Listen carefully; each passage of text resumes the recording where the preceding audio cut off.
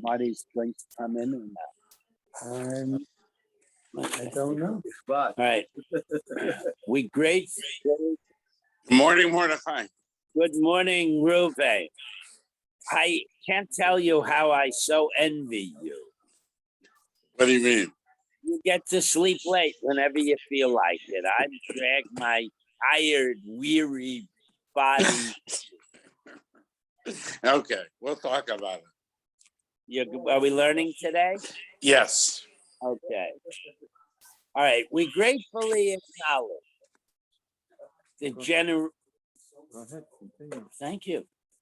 We gratefully acknowledge the generosity of the persons who contributed. He interrupts, you interrupt. We gratefully acknowledge the generosity of the persons who have contributed monies to the shul to sustain the various learning programs.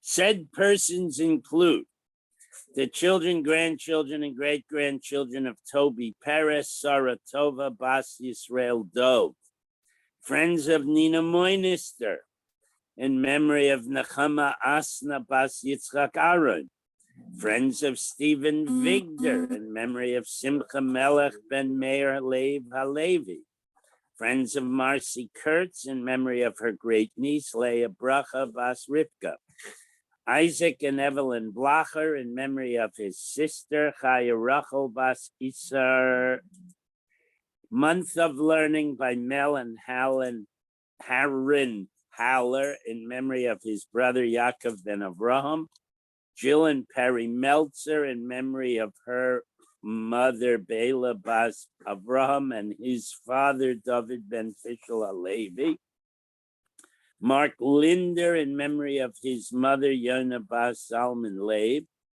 Rabbi Isaac Schmerler, in memory of his wife who was recently deceased, Menasima Bas Yitzchak, and friends of Marilyn Schmerler in her memory. And that's also still Menasima Bas Yitzchak. A week of learning this week, Judy Iger, in memory of her father-in-law, Shlomo Michal ben Aaron, Sid Peres, in memory of his wife, Sarah Tova Bas Yisrael Doiv, Jack Gilman, in memory of his mother, Elka Bas Yeshayahu. Today is the 22nd. A day of learning by B. Worden, in memory of her friend, Herschel ben Avraham. We also wish to dedicate today's learning for a refuah shalema for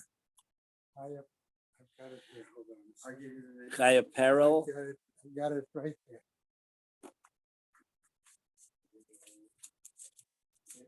Peril Rachel Bas Leah. Para Rachel Bas Leah Gittel Gittel. and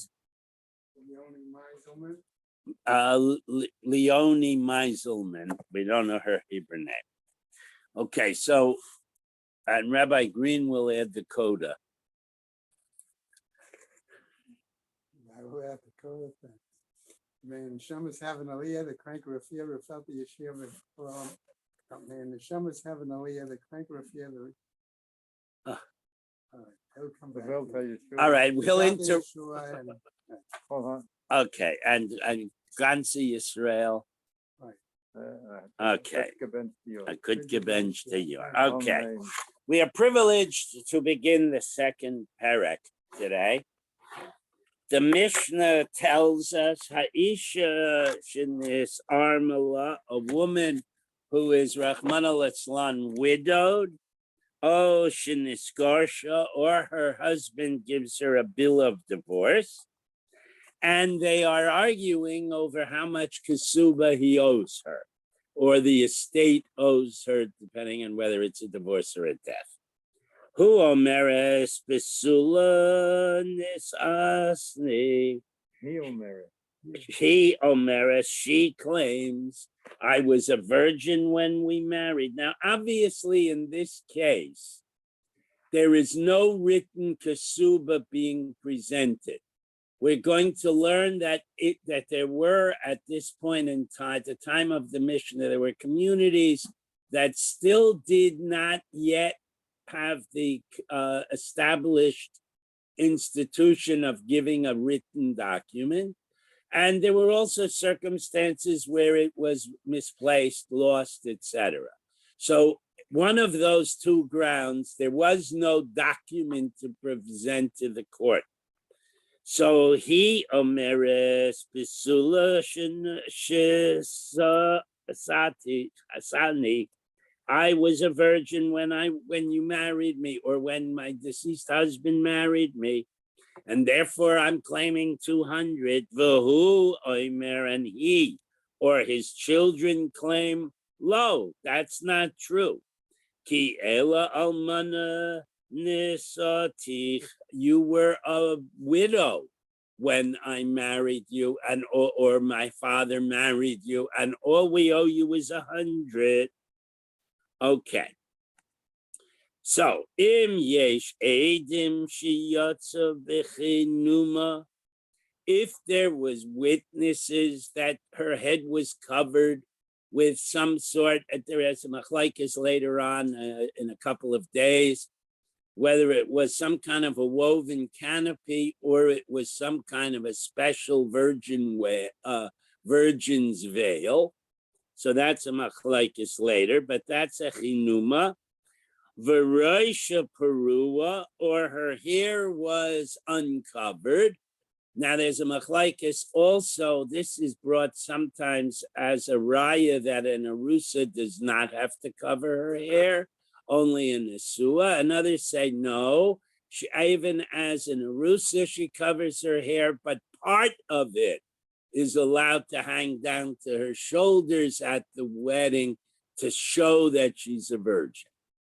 So one of these two indicators, it's not pure proof, but they're indicators, ksuva masayim, then she kisuvasa masayim, then she collects 200, because these indicators strengthen the chazaka that most girls are virgins. And Rabbi Yochanan ben Broika Omer af chiluk kalayos raya. They, just like the goyim today throw rice at a wedding, Jews in those days, if the girl was a virgin, threw parched grain at the couple as they came out from the chuppah. So he adds that that's a third strengthener of the chazaka, because they wouldn't have thrown grain if she was a known be'ula. And now the Mishnah has a strange addition, which we're going to discuss in the Gemara. Rabbi Yeshua, he's been arguing about something, and now he acknowledges, Ba'aymer chaveira soda zu shel avicha v'hoisa ulekachtiha hemenu. Reuven and Shimon are arguing about a strip of land between their property. Reuven's been farming it for decades. Shimon claims, that's my family plot. You are poaching on our territory. So if Shimon says, it was your family plot, but your father sold it to me, I bought it from him, literally, Shehuneman, he is considered to be believed. And the Gemara now gives a klal, just as we have Bore V'Shema, or we have Motzei Mechareru Minaraya. There are basic principles on which Piskei Halacha are based, and this is one of them, so keep this in mind. She'oser hu hapeh shehetir. The mouth that forbids is the same mouth that permits. In other words, Shimon could have remained silent. He could have simply said, look, I've been farming this for decades. You can't push me off without proof. But instead, he created his own doubt that he acknowledges it once was Abramowitz's land, but he acquired it. So if he had kept his mouth shut, nobody would have remembered it was Abramowitz's land, and he would have been just had the chazaka that he's been farming it for more than 3 years. But you said that they were both arguing over a piece of land. Correct. Which means they both claimed ownership. Correct. But Ruvain has been farming it for more than 3 years. In fact, he's been farming it for decades, and nobody remembers except him that it was once Abramowitz's land. So it might be a case where Abramowitz was going through records and found out that their family plot was larger. There was some trigger that got Shimon to Taina Reuven, you've been farming my family's land, we want it back. Now, the halacha is without a title, without a star, the person who is in occupancy for 3 or more years has a chazaka that it's his. Right. That can be broken with proof. So if he remains silent, the proof would be on the part of the claimant. But he opens his mouth and he says, you're right, this was once your family's land. Now he's moida that it had been Abramowitz territory. So now Abramowitz's claim is stronger. But he says, but I bought it from him. Since he could have remained silent, the fact that he makes the admission and then takes it back is considered good proof that that was what happened in the absence of witnesses to the contrary. So it's man Shulgin, Abramowitz and Schwartz, it's raising by. Okay. Okay. One of the connections of that statement on the money, okay, is the fact that basically a verbal statement where he says one thing. Isn't worth the paper it's written on. The fact that he says one thing and is admitting a specific item is somewhat similar to Amigo. We're going to get there. Right, and that's why this is brought in. Or a Shem of a Bor of a Shema. It's similar to where Gemara is going to argue it's analogous to Amigo. Right, okay, but now again, let me just finish the Mishnah. The im yesh edim shehi shel avir. But if Reuven Shimon can bring witnesses that was historically Abramowitz family land, then the witnesses would trump the chazaka of occupancy, and the court would return the land. So in the absence of proof, meaning a shtar or witnesses, Reuven may have remained silent and claimed, I have a chazaka, you can't kick me off. But he creates his own doubt and then undoubts it. So that is analogous, we will see, to Amigo. Okay. So now there is a problem, however, and somebody's hand should have popped up immediately. We had 5 Mishnayos in which Rabban Gamliel and Rabbi Eliezer both said that in these kind of doubtful cases, we accept the claim. So why did, when the woman said that she was a virgin, and her husband says you weren't, why didn't this Mishnah follow that pattern? Why does this Mishnah deviate from that pattern? Indeed, this Mishnah is like Rabbi Yehoshua. So we have to ask that question. Time de Ika Edim. The only reason she's believed is because there were Edim to the fact that the trappings surrounding the wedding had indicators of virginity, either the chilula or the hanging hair or the rice throwing, whatever it was. Ha leka Edim. But if she couldn't bring people who were present at the wedding to buttress her argument, Bal Mehaman. We would believe the husband, not the wife, and only give her 100. So Lema Tanan Stama Deloka Rebbe Gamliel.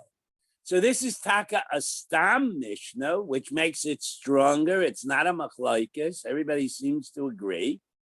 And it's not like Rabban Gamliel, and yet we paskined earlier that the halacha is like Rabban Gamliel. We've got a problem.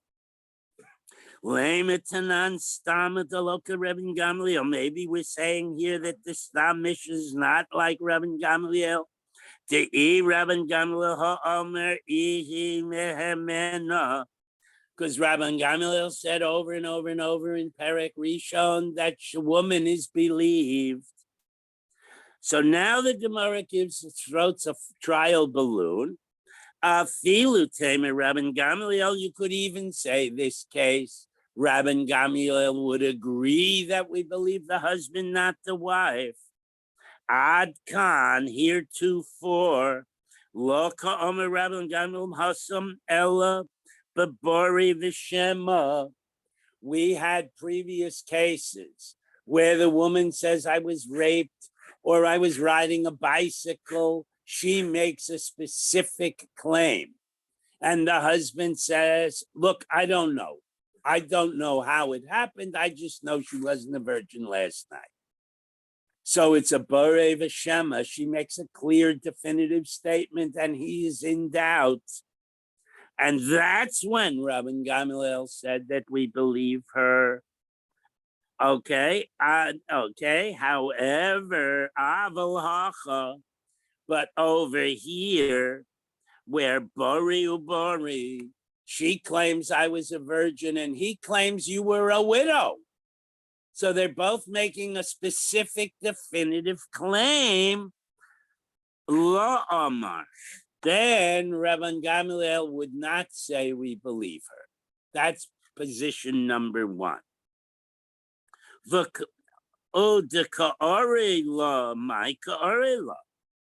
if that's the understanding of the Mishnah, and that's a davar pashut, why would the questioner even raise the question? The Mishnah should have just simply said, the Gemara should have simply said, this is a case of bari bari, and that's why Rabban Gamliel doesn't agree. Why does it come in the form of question and answer? Ha, bari bari, who? This is a case of bari bari. So the Gemara explains that there is a chazaka that girls under the chuppah are usually virgins. Kevan derov nashim bisulos nisaos. Most girls are virgins at the time of the wedding. When you throw in the chazaka, that's a little more weight on the pan of the scales of justice on her argument. And kibori v'shem adami. So now we have her claim I was a virgin, plus the chazaka, most girls are a virgin, opposed to his claim you were a ba'ula, you were a widow, and therefore maybe Rabban Gamliel would still say we believe her. Hachinami mistabra, that makes sense. Medikatani umayde Rebbe Yoshua. So look back at the Mishnah. Usually there's an argument between Rabbi Yeshua and Ploni, and then finally Rabbi Yeshua says, but in certain cases I would acknowledge. But the Mishnah doesn't do that. The Mishnah just throws in this seemingly out of left field, pun intended, argument about the farm. And Reb Shimon is moide. So there must have been some underlying dispute that the Mishnah didn't mention, and we're going to get into that. Midikatani umoide Rabbi Yeshua acknowledges in a case. Amet b'shleima, Iri Rabban Gamliel b'moide. If you're saying that Rabban Gamliel was giving the case earlier that we haven't mentioned, where he acknowledges that Rabbi Yeshua might have a point, then it would make sense for Yeshua to say, yeah, and you also sometimes have a point. Shop here, that would be a reasonable explanation of the mode of Rebbe Yeshua. Okay, Ella, amrot lo ire Rabban Gamliel b'moed. If you're saying that the beginning of the Mishnah is still Rabban Gamliel is in agreement, so he's not disputing Rebbe Yeshua, then why are we saying Rebbe Yeshua finally gets around to admit to what Rebbe Gamliel has to say? Me sovet Rebbe Yeshua ahai pirkin koi. You think that this little Mishnah here is what Rabbi Yeshua is arguing about earlier, that he's moida now? No, amigo koi. He is arguing about amigo case, and he's moida in the situation of the farm, that the pasha oser is similar to amigoi, but he acknowledges since the guy raised the issue and resolved the issue on his own, we can believe him. So on what was he arguing? Pirkin Kamakot. He hasn't let go. We finished Perek Rishon, but Rabbi Yeshua is still arguing on the issues in Perek Rishon. And we didn't state that here, but he finally gets around to acknowledging that even though he doesn't agree always with me, guys, he does agree with a Pesha Oser. Okay, so, So if we're saying he's arguing about one of the cases we already resolved in Perek Rishon, which one? Elema, let's try one of them. Remember the Mishnah that said she was speaking to someone, and then it turns out she's got a big belly, and they ask her, what about the provenance of that infant? What's the story? Who it is the daddy? The Ish Pliny, the Kohen, who, and she says, Mr. Cohen is the daddy. Raman Gamliel realized her, Imrim Nehemenes, we do believe her. Rabbi Yeshua Omer Lo Mipia Anu Chayin. We don't take her word for it. Literally, we can't live by taking her word from it. And we can't base the halacha on her statement. Hasam, my migoika. So if that's the case where they're arguing where Rabban Gamliel is not Maida, but over here Rabbi Yeshua is, the problem is there's no migoi. Okay? Hare kreisa ben shniya. There, her belly's between her teeth. In other words, she's walking into the court 9 months pregnant. She can't claim I'm still a virgin. There's no migoi here. She can't claim I broke my hymen riding a bike. Bicycles will make you pregnant. So that can't be the case. Ella, So how about a different case? The beginning of that same Mishnah. Ruha midaberes imecha. They see her sneak off into the closet, into the small little room over there with a fellow. And she's, quote, speaking with him. Now they're in Bezdin, they say to her, Mativu shel ishle, who exactly was it that you snuck off with? And she replies, Ish Ploini v'Kohen, who it was Mr. Cohen.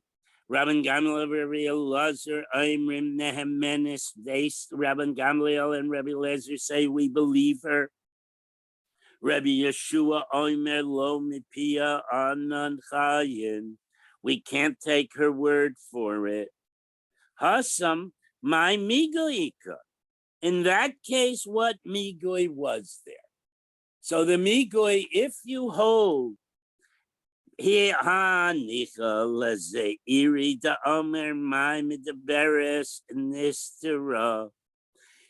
you hold like Rebbe Zeiri, who used the word they were chatting to mean they were in seclusion, but not necessarily in bed, then she has a migui. She could say we weren't sleeping together, we were just talking. So then there'd be a taka migoi. Migoi te boy amrolo nivalti. All we were doing was talking in the closed room. We weren't fooling around. Okay? V'ka'amad v'alti mahamena. If she, but in the Rav Asi's case, where she says, she could have said I was sleeping with, but she said all we were doing was talking. So that's a mikoi. Okay, Ella, the Ravasi, the Omer, my Midaberis, Niveles. But Ravasi says the word chatting here is a euphemism for fooling around. So my migoika. So now she has no migoi. So therefore that case can't be with what our Mishnah is making reference to. Ella aha. So we're trying again. He omeres mukach eitz ani. She argues, yes, I didn't have a hymen last night. My beloved is right, but I lost it sliding down a banister. Vahu omer loy. He says, I don't believe her. Ki ella derusas ishat. She must have had sex with some other man. Rabban Gamliel, Rabbi Eliezer, Oimrim Nemenes, we do believe her. Rabbi Yeshua Omer Lo Mipia Anachayin, we do not believe her. Hasam, my migaika. So if she acknowledges it was a non-person rupture, she has no migoi. The only lower notch statement would be that I do have a hymen, and we know she acknowledges she doesn't. Yeah. We have an ironclad definition of virgin. When she says she's a virgin. Okay. There is a technical virgin and a halachic virgin. A technical virgin is a woman who has not had sex with a man. A technical virgin could still have a hymen. He could have wiggled in or slipped in sideways. A halachic virgin, and the basis for how much the kasuba would be, is whether or not she has a hymen.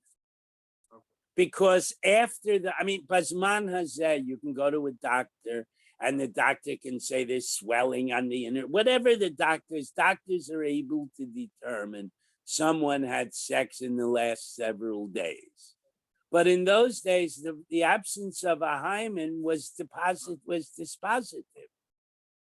So halacha, when we're talking about a virgin halachically, we're talking about a girl without a hymen. And when there are these arguments, the arguments are over. The man's disappointed. He shows up in court Thursday morning. He says, she cheated. She lied. She told me she was a virgin. And she says, I didn't cheat or lie.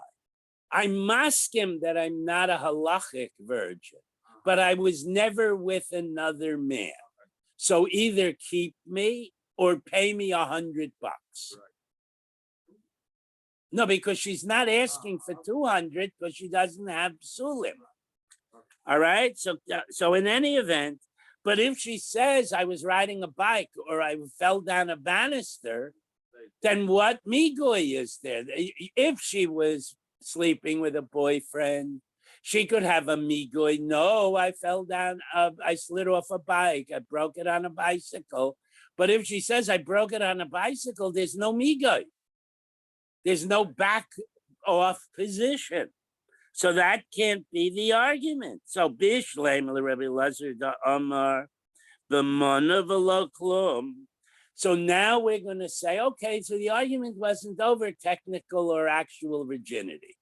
The argument was a financial argument. He wants a taina, she wasn't a virgin. It's a mekach tais, I owe her nothing. And she wants a taina, yeah, but I never was with a fellow. It was only a banister. And it didn't feel that good. And so she wants the 100 and he wants to give her nothing. So now the banister is a migoy. Okay, migo de iboy amrod mukas eitz ani tachtecha the Islay Messiah. Now she has a decent argument. If the argument is I only am willing to pay, okay, she could say as follows. At the wedding, at the Erusin, when you gave me the ring, I was indeed a virgin. But when you told me meet me at Starbucks and I rode my bike over there, I broke my bisulim while I was an arusa. So she has an amigo because now she's asking for 200. Okay. And therefore, Marta me ikora de lisle elamana mehamena. Since she said I was riding the bike when I was 10 and I broke my psulim, that's already amigoi, and I broke it while I was in Arusa.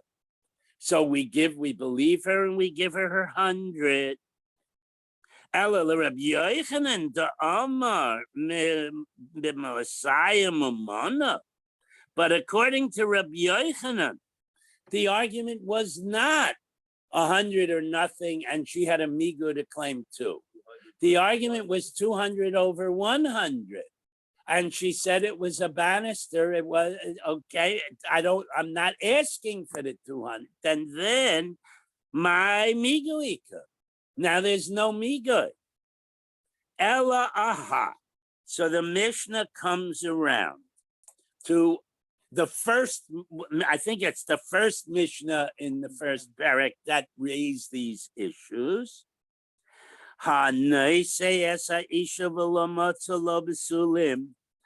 The guy marries her on Wednesday. Thursday morning he's in court and he says she didn't have a hymen. He omeres me'aras tani nistan niasanti v'nistach pa sadehu. She claims, I was a virgin when we got married. I was raped when I was in Arusa. Your field is flooded. In other words, she says, look, I entered the deal.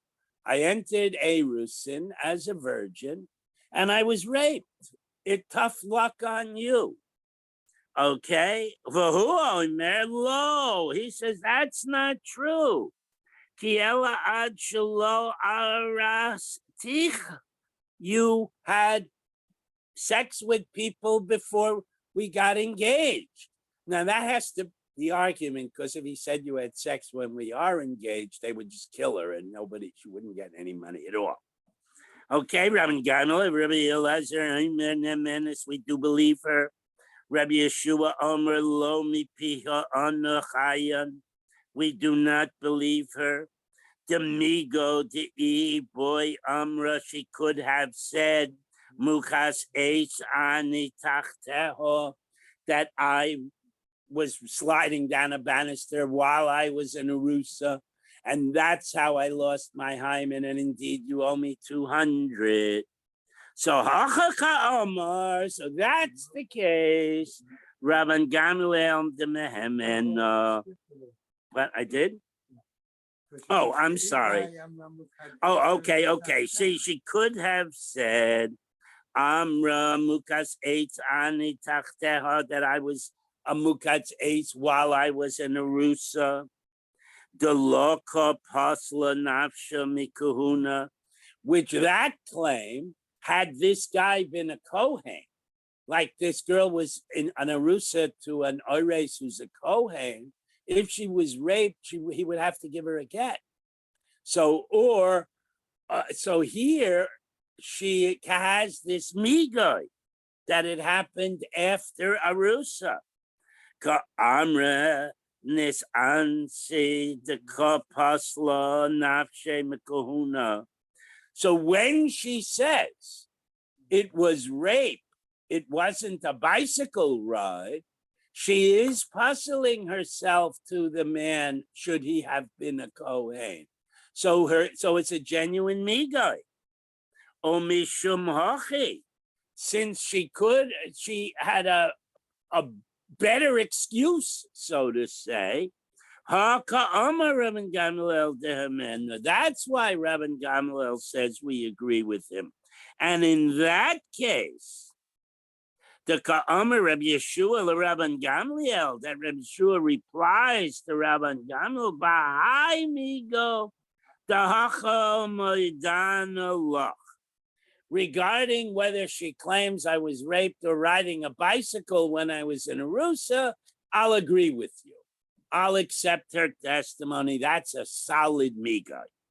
However, Bahahu, but okay, but over here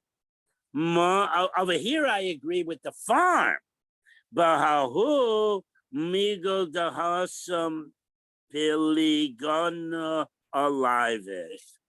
But back in the case of the bike ride or the rapist, that migo I am still not willing to accept. So now we have an argument that a justification for the farm being tacked onto our Mishnah, because he's bringing it as an example of similar to a migo that I would buy.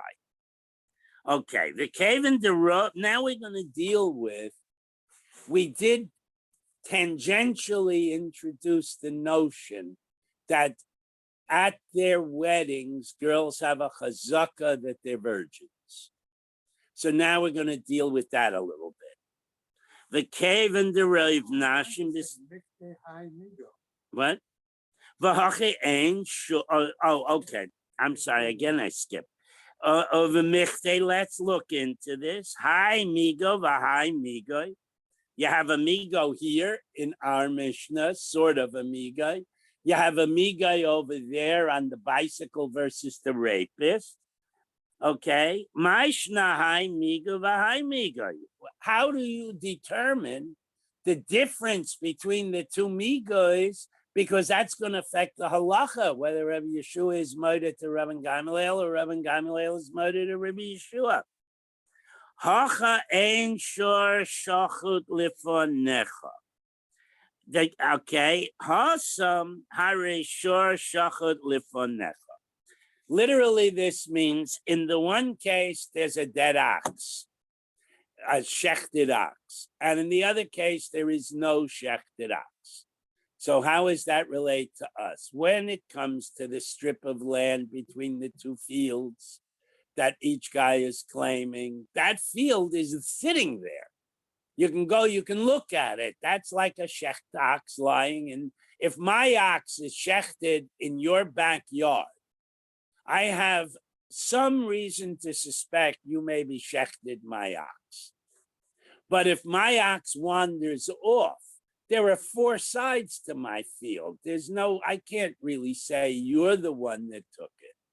So here too, with the strip of land between the two fields, that's analogous to the shechted ox. Everybody can go look at it. With regard, you have clear evidence. Correct. When you go back to the case of whether she slid down a banister or she was raped, well, it's a year later, and there is no way of proving one or the other. So that's like there ain't no ox. Okay, weiter. The cave and the Rav Nashim Besulos Nisa'is. In most cases, girls are virgins when they first marry. So therefore, we have a chazaka, and we know that as long as you cannot prove something changed, a chazaka remains in place. If I put a bottle of Chalav Yisrael milk in the refrigerator, I don't have to scrutinize the label tomorrow before I put it in my coffee. It was there, it's still there, it's Chalav Yisrael. Ki lo asu edim ma'have. So since she has a chazaka in our Mishnah in Perek Sheni, she claims I was a virgin at the wedding, and she has chazaka backing her up. Why does it say we have to have proof that the trappings of the wedding indicated she was a virgin? The chazaka should be sufficient. Amar Ravina argued. What? No, the question is, Yes. But then the Mishnah said we don't believe her until we have proof that the trappings of a virgin's wedding were in place. So now the Gemara is asking why? Why do you need Adim? She has a chazaka. So yes, she has a bari and he has a bari, but she also has chazaka. We learned that earlier that becomes bari v'shema. Don't you need Adam for the trap? right, so that's why the Gemara says kilo atu edim mai have. That's great. If even without Adim, she should have been believed because she has the chazaka to back her. That's Okay? that's your We do not, in other words, theoretically, we shouldn't have the requirement for Adim because she does have a chazaka. But the Gemara, the Mishnah says no, she needs Adim. So the Gemara asked why. Your analysis before, your example, in your house, you had a color of Israel, milk in the refrigerator. The next day you can pour that milk into your coffee without looking. But if you were in a hotel or something and they had color of Israel, and the next day you come down. If it's both, if they serve both, I would have to check. There's no chazaka. Well, if you came down, no, in your house, you know what there was. But in the hotel, when you came. Well, if they advertise it's a Kol of Israel hotel, then they have a chazaka. Chazaka means, as the circumstances do not mitigate, then you can accept what was still is. You go away to a hotel, advertises kosher. Your first day you're there, you speak to the mashkiach, you satisfy yourself, it meets your standards of kashrus. You may now eat for the next 3 weeks where you're staying there because you've established a chazaka of kashrus to your level. And until, So how do I use an example like that here? okay, 9 out of 10 girls, 7 out of 10. So working on the example you use Color of Israel. of the color of Israel. Okay, You said like come in here and there's color of Israel one day, and the next day you come. so then there's no chazaka. So let's see a case. If most of the time, in other words, let's say 10 days of daf yomi in 2 weeks, right? And you come and 8 days in a row, you see there's Chalav Yisrael in the refrigerator. On the 9th day, you could use the milk without question because you've established a chazaka that met that it's always Chalav Yisrael. Now in Mitzias, it might not be, but that's what a chazaka does. If now Mel yells out, be careful, that's not Chalav Yisrael, that breaks the chazaka. So now applying that to our Mishnah, most girls go to the chuppah, they're virgins. This girl claims I'm a virgin. The husband says, no, you were married before. He can't prove that. He just makes that claim. So we take he's a boire. He says, no, you were married before. She's a boire. I was a virgin. So they're 50-50. How do we claw between them? You throw in the chazaka that most girls are virgins, and her word should be accepted without any further discussion, because you have bare v'chazaka. But that tips the scales. But the Mishnah doesn't say that. The Mishnah says she has to find with people who are at the wedding to say that one or more of the trappings of virginity, public stuff, was in place at my wedding. That tips the scale. The chazaka does. So that's what the Gemara is worried about right here. We should say that the chazaka tips the scales. We do not. Why not?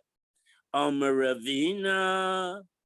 Mishum de ikalameimer rov nashim bisulos nisaos. Yes, it's true that most girls are virgins at their weddings. Umiyot almanos, but only a handful of young girls. We're talking about young girls. are widows already when they have this public wedding. However, kol hanises besula yesh lo koil. That normally at a normal wedding, everybody sort of knows she's a basula. If you look at your next wedding invitation, it says Hachasin Yitzchak im habasula Rivka. They make a public statement she's a basula. Over here, obviously, nobody on the court was aware of any public knowledge. Zu hoil de ein lo koil. Over here, there is no public awareness that she was a virgin. So Isra la ruba. Literally, it means her majority is diminished or weakened. So now we don't have a solid chazaka. We only have a shvacha chazaka. And that's why the trappings, and there is no proof that the girl's a virgin just because they threw rice. That's just a circumstance that adds weight to the weakened chazaka to return it to strength. And then it turns out, yes, the chazaka is on her side. We agree with her. But because it's a shvacha chazaka, nobody said, oh, what a pretty little virgin. Then we have to strengthen her, that shvacha chazaka, before we can paskin based on it. But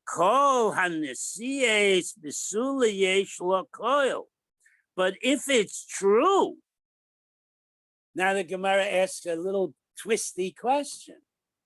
If it's true that at most weddings, it's public awareness that she's a virgin, so kiyasu eidim mayhave. We're going to twist it the other way around. Since she has a chazaka, even if it's a shvacha chazaka, that most girls are virgins, and in this case, the husband is saying she's not, and we're giving him credence, then who cares if Adam come and say she was by trappings? Trappings aren't proof. Those people could be lying. Hanach sahade shakareninu.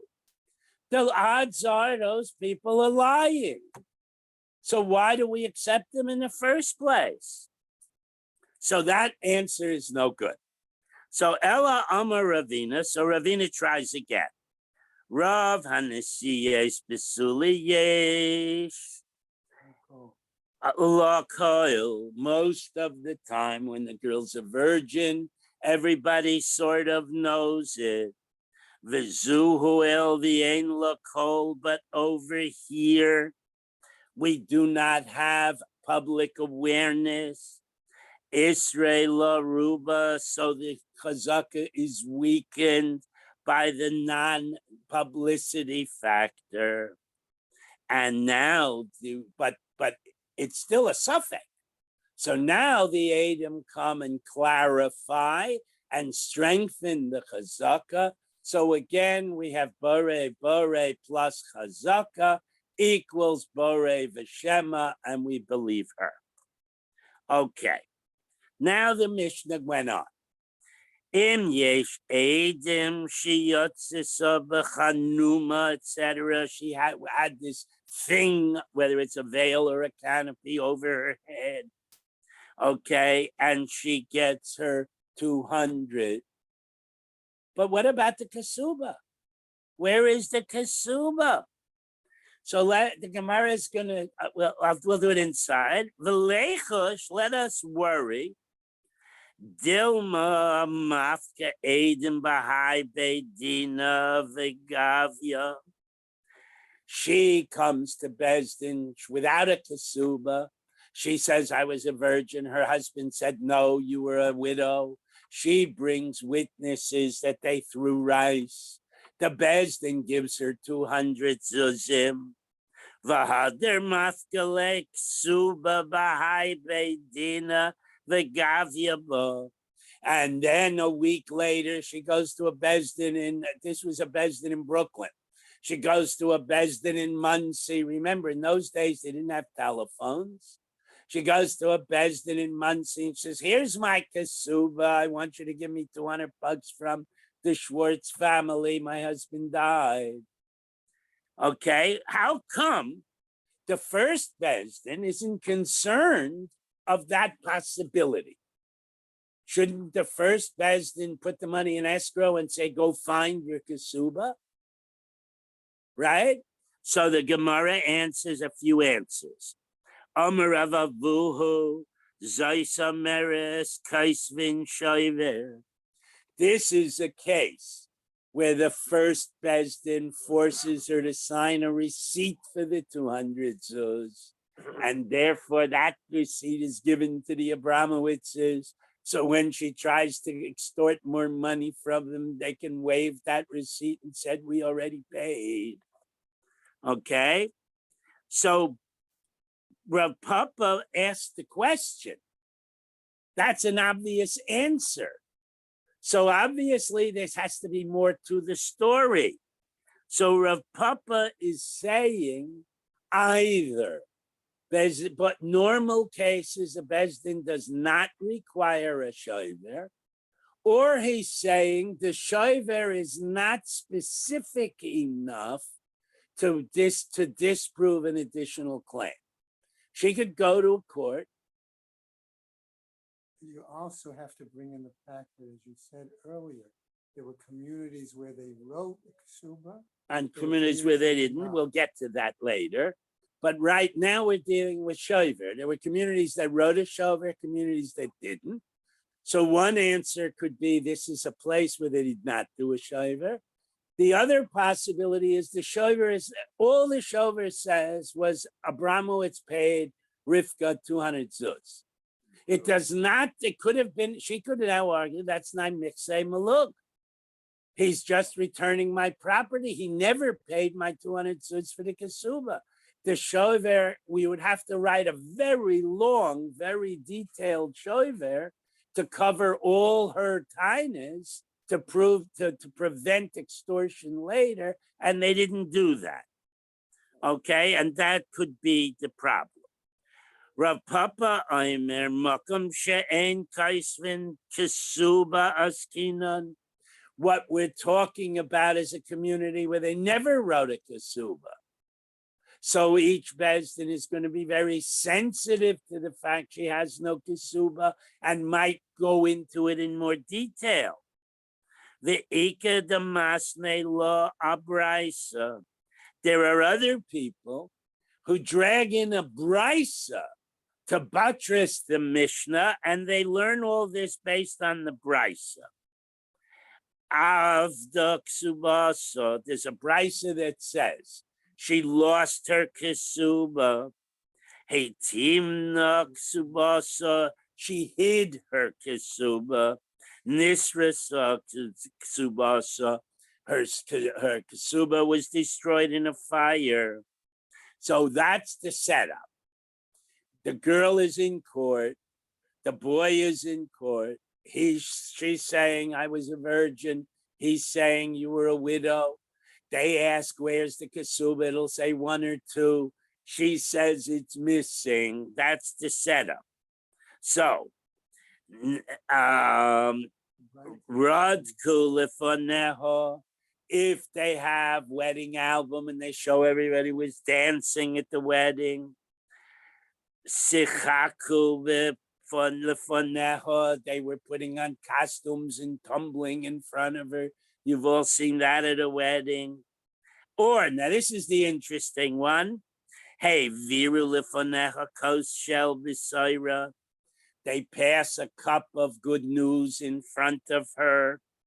Oh, mapach shel b'sulim.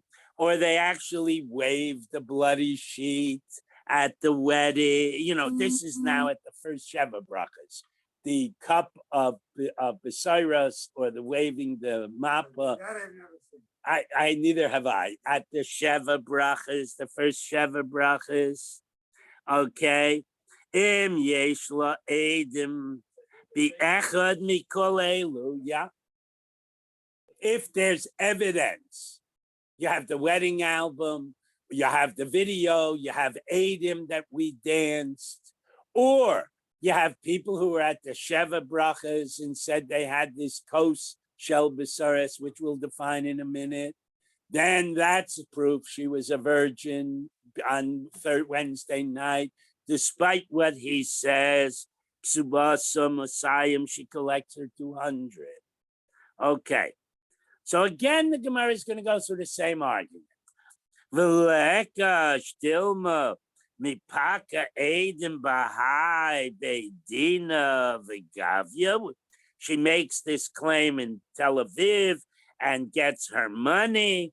V'hadar mapka l'ksuvasa bahai beidina v'gavya ba. And then she goes to Yerushalayim and claims with the kasuba another 200. So again, the same argument. Omer Rav Avuhu asomeres ksavim shayver. No, because we write a receipt for the 200, so that means she can't go to another bezdin. And Omer Rav Papa Omer b'makom she'en kasvin ksuva askinan. We're either talking about a place where they did not write a kasuba or they did not write a shayver. But the Brisa specifically says she lost her kasuba, which means it was a place where they did write a kasuba. Ha, if the kasuba sakatani. Brisa says she lost her kasuba. So the kasav la ihu. So we're talking about they did write a kasuba, but it was in a town where they normally didn't. So and the kasuba has date and place. So if the bezdin in Tel Aviv knows that in Ashkelon they did not write kasubas, and your girl shows up with a kasuba, I got married in Ashkelon on the 25th, then that bezdin would have grounds to say maybe this is a spurious kasuba.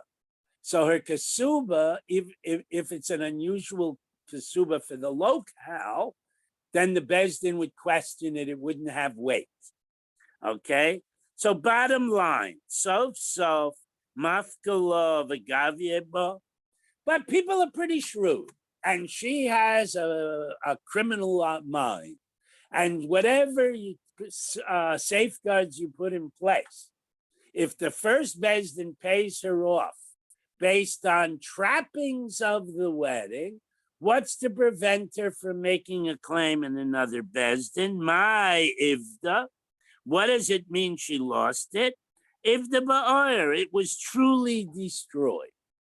So if it's truly destroyed, based on the previous arguments, the second bezdin is not going to give her money so fast. They will send message, they will look into it, and her fraud will be outed. Ihachi, hainu, nisrifa. So lost, burned, what's the difference? Okay, va'oid, furthermore, hitmana my ikalamema. We also had a clause in the Brisa, she hid it. So now she digs it out. So how does that help us? Visu, furthermore, if the lomali, what do we need? She lost it. Why couldn't the Brisa simply have said if there is no ksuba? All right, Ella. So here's what we're dealing with. Call if the kichitima hit mina bepanenu dami. Anytime the kasuba is missing, we have to assume she hid it. V'lo yehavinan lo. And therefore, we put the $200 in escrow. We don't give it to her.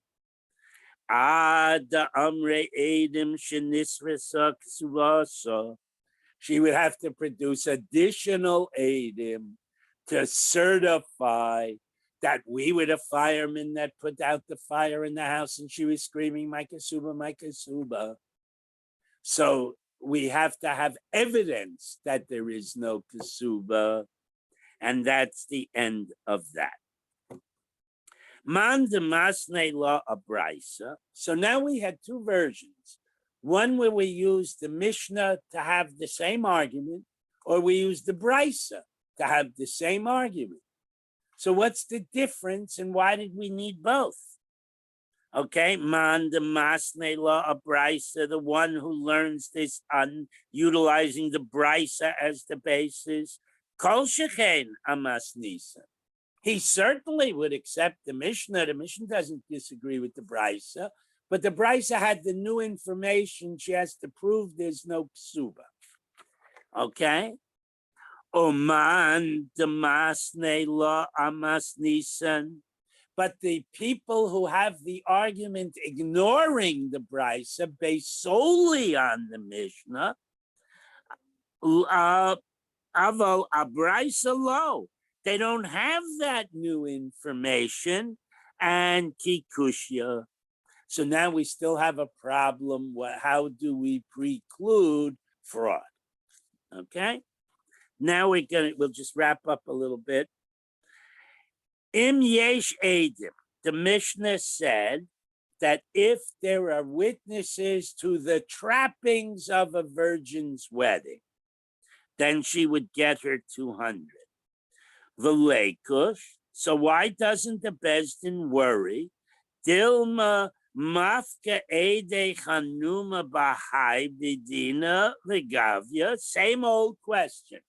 She produces Sam and Yitzchak to testify there were the trappings of virginity at the wedding, and he gets her 200.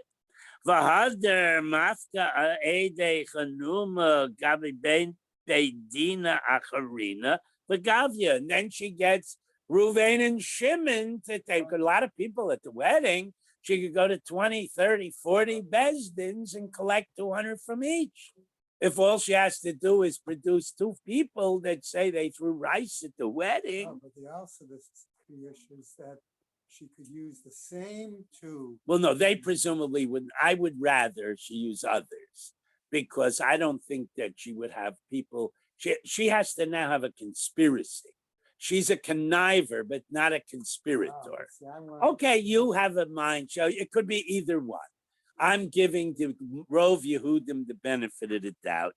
He thinks he deals with Jews all the time, and he doesn't give them the benefit of the doubt. Makam lo efshar. So now the Gemara comes up with a new answer. When the Bezdin feels it has no other choice. So here's the new understanding of the case. The girl gets married. She's from a poor family. He claims she deceived me. All she's getting is 100, maybe nothing. She claims, no, I didn't deceive him. I want my 200. If we don't give her money, she's going to wind up going and being on welfare. She's going to eat from the Tamchoy Tzedakah. So the Bezdin doesn't want, and she's going to be embarrassed. You could pile on a lot of rationales where the Bezdin says, Epis, we understand this is a dispute. Maybe she doesn't deserve this money. But the communal good is better served if we take her word for it, and she did bring witnesses, and we give her the money. And so even though there are risks involved, the Bezdin has the right to act on the communal basis, and you could even fall back on Hefker Bezdin Hefker. Even though the claim cannot really be supported halachically, the Bezdin has the right to make him pay. Okay? So now we'll just finish up. I won't go, I wanted to do Hillel and Shammai, but we'll let Kenny do that tomorrow. Avdu lefanecha koshel. What? I said that. B'makam shelo efshar dafka ksavin and shayver. So we do give the family of the payers some documentation to better support themselves later. Okay, so hey vira lifanecha kaisel surah. What is this kos of happiness or whatever it's called? Announcements. My kos shel surah. What exactly is that? Omer Avada Barahava kos yayin shel truma ma'avirin lifanecha. They take a goblet and they put truma wine in it, and the goblet is obviously labeled truma wine, and they pass it around at the wedding, as if to say, Kalaimar, Ruya Haisa Zula Echel Betruma. If the husband's a Kohen, she's a virgin, she had the right now to drink from this kos shel truma. If the husband is a Yisroel, it's symbolic. Had he been a Kohen, she would have the right to drink truma wine. That's a public acknowledgement. She's a Basula. And this is at the first Sheva Brachas on Thursday night. So that means the husband did not drag her to court in the morning. And that's the good news that they're announcing. But he did show up in court? No, there was no court case. In other words, this is a later court. One part of the trappings. This is equivalent to the rice the day before. In other words, in this case, he's in court a month later. He has buyer's remorse. And she says, wait a second, not only did he not go to court Thursday morning, but they passed this cup around Thursday night and he didn't say a word. He sat there beaming. So now he's going to tie, I wasn't a virgin. Too late, fella.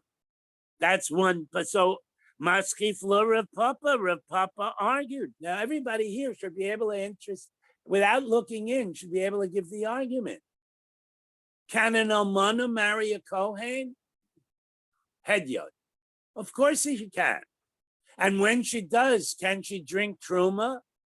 Of course she can. So what does passing a cup of truma prove she's a virgin? She could just as easily be an almana. And all this means is, the good news is he didn't go to court this morning. The marriage is off to a good start. That's not a riot to anything. Atu almana mi lo achla betruma. Ella Omer Rav Papa says zu reishis kisruma reishis. No, the cup is symbolic as follows. Just as truma is the first couple of cups of wine made from the grape pressings, this girl's bia with her husband last night was the first pressing of her wine, so to speak. That's the symbolism. So the symbolism isn't ability to drink truma, it's a pun on the first pressing. Okay? So now the Gemara says there's a different technique that was used. A cup of wine, sitting in the back, you might miss it. They took a huge barrel of wine and they passed it around. Tanya, we have a brisa, Rabbi Yehuda Omer, Chavis shal yayin ma'avirin lefaneha. They passed a huge barrel of wine in front of her. Ravada Ravava, he raises the question, Bisula ma'avirin lefanecha stuma. Okay, that they passed a sealed bottle of wine. If she had been sealed prior to the wedding, Ba'ula, if she was unsealed, Ma'avirin lefanecha psucha, they passed an open barrel of wine. So now the Gemara says, what do we need the open barrel for? Why don't we just do a barrel if she's a virgin and no barrel if she's not? Na'avid kame b'sula, pass the barrel if she's a virgin. The kame ba'ula lo navid klal, no barrel. You do not roll out the barrel if she is not a besula. So the Gemara says, Zimnan the tafasta Messiah. She'll still go to court and demand 200, and there was no barrel. No, yeah, okay. So she honored on the Besula Ahavia. I was indeed a Besula at the wedding. Vahai the law of the Kame, and the reason they didn't pass the barrel, Enusehu de itnasu. Her father, the man's father, paid for the wedding. He didn't have a barrel to pass around, or he was a stingy SOB, said, I paid for the wedding, I'm not paying for a whole barrel of wine for the Sheva brachas. She could have a taina, and the court would have to take it into account. So therefore, sealed bottle if she's a virgin, and an open barrel